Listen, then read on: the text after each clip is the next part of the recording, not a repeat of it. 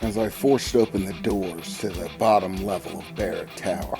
Not surprisingly, there was a fleet of SWAT guys, all armed with shields and guns, waiting for me, scattered around the entrance level, hiding behind pillars. "Light him up!" they shouted, as I was beset with an endless rain of bullets from all directions. It felt like my armor was vibrating, but luckily it didn't hurt. It just felt tingly all over. But they were so busy hiding behind the pillars for cover that the path to the exit door was completely clear. So I took off like a bullet, running straight for it. All I have to do is get out now. The cops' guns can't penetrate my armor, so I don't have to fight them. I just have to get past them. One big jump past the squad cars they have barricading the exit, and I can make a run for it. Get somewhere out of sight, change out of this armor, and I'm home free, I thought to myself as I ran towards the exit. Still bullets flying at me in every direction, but I was almost home. All the bright lights shining through the front entrance, like a beacon of hope for this night to just be over. As I ran through the exit doors of Barrett Tower, still there was that scene. Squad cars parked all around, barricades placed up, countless cops, all with guns pointed at the front door. I stopped for a moment looking around. As the cops opened fire, I needed a clearing, a good spot to get past them. A good jump would do it, if I have a clear space to land. I don't want to land on top of anybody. And it was at that point that everything went wrong. I suddenly felt a massive impact coming down on top of me like a freight train, smashing me into the concrete steps in front of Barrett Tower. Everything went blank for a few moments. It was as if somebody dropped a bus on me. As I started to get my bearings, I suddenly felt myself hoisted off the ground. Someone had hold of my armor, lifting me up. As the dust cleared a bit, it was a face I recognized. It was that huge guy with the dreadlocks, the one with Becky from the hospital. "You didn't really think we were gonna let you play hero now, did you?" he said with a confident grin on his face, holding me with one hand by his helmet aloft. And suddenly I saw a portal open up right behind him, out walking 4 different guys, right in the middle of everything. Suddenly the cops started to open fire again, but one of the guys standing behind this one just raised his hand, and suddenly it was as if there was some sort of blue field of energy wrapping around the entire front section of the plaza of Barrett Tower. Bullets hitting it and sparks flying off, but nothing was getting through. And in a flash, the guys holding onto my helmet reeled back, swinging a punch directly into my chest plate. It felt like being shot with a cannon. I flew back, impacting one of the walls in front of Barrett Tower, smashing into it. The concrete and stone around me shattering like it was made of drywall. There was no question about it. That hurt like hell. How the hell could he hit that hard?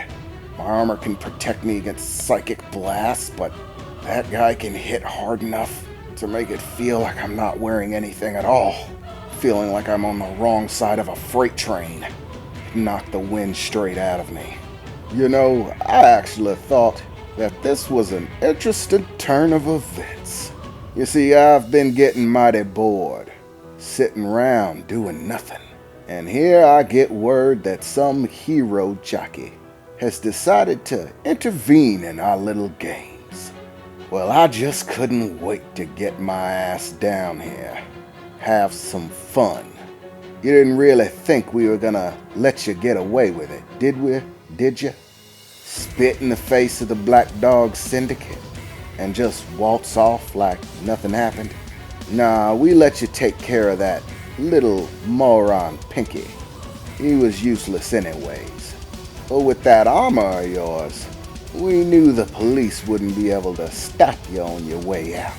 So we decided that the best course of action was to make a demonstration of sorts to any of those other escapees that might be thinking about playing hero. Don't worry, me and my friends are gonna show you a good time. Well, good for us. I doubt you'll enjoy it though, he said, confidently staring me down, arms crossed, as I tried to pull myself up. But before I could get to my feet, I noticed something very strange. The stones around me starting to move in my direction.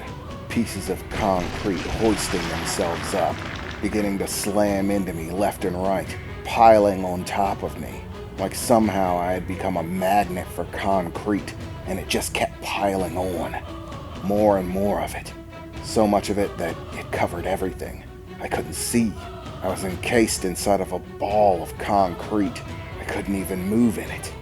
I felt something, like inertia, like I was being moved somehow. But all I could hear was the crunching of concrete against my armor. And then, an explosion.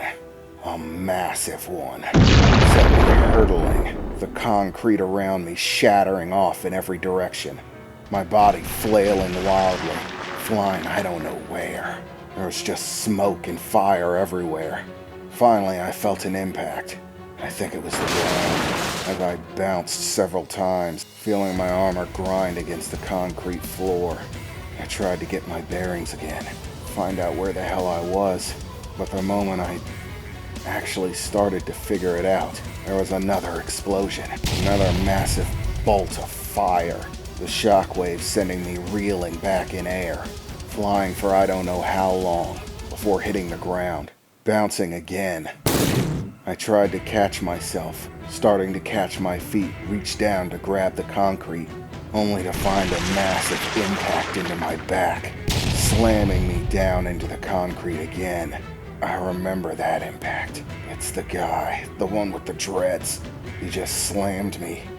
And then I felt it again, and again, each time the stone and concrete around me shattering, breaking into pieces as he drove me deeper into the ground. In between the hits, as I tried to move or get out of the way, I couldn't. There was no way I could pull myself up fast enough. I managed to get enough of a look to see he was standing over me, just lifting his foot, stomping me into the ground over and over again. After about 10 of them, they stopped for a moment, but it hurt. And I do mean hurt, like nobody's business.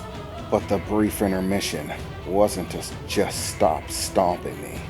In a flash, he had lifted me out of the pit that he had stomped me into, throwing me into a chokehold. I reached up, trying to pull his arms off of me, and that was completely useless.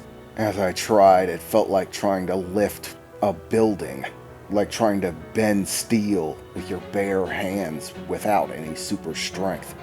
It felt undoable.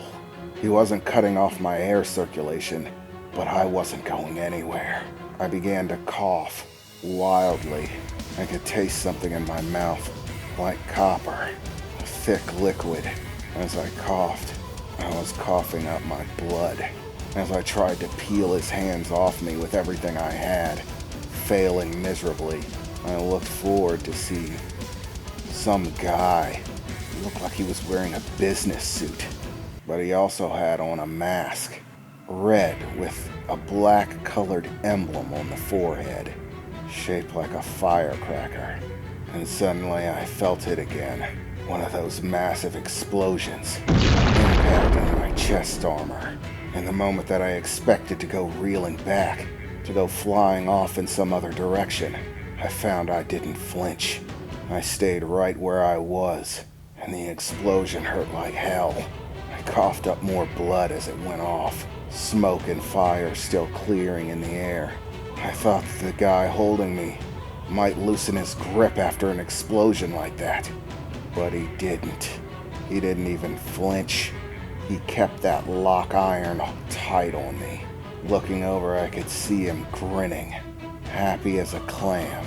as another explosion went off right in front of me.